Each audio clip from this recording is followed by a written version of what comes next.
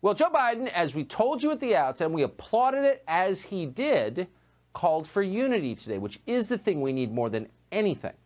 So if he really meant it, why wouldn't he, and will he, is the question, call on his allies in the monopolies in Silicon Valley to stop censoring people, Americans?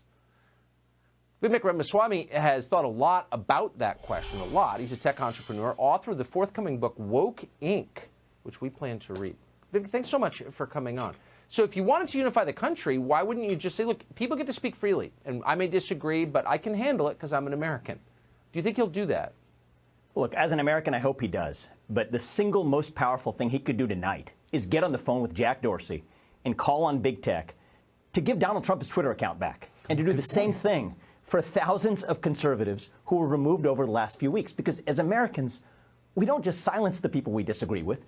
We engage with them. We debate them. And for the President of the United States to step up and do that would be a small step, actually, for Joe Biden. But I think it would be a big step forward for this country. No, I think that really would. I mean, I would unequivocally praise him. I think all people of principle would do that. So would I. Do you think that he will?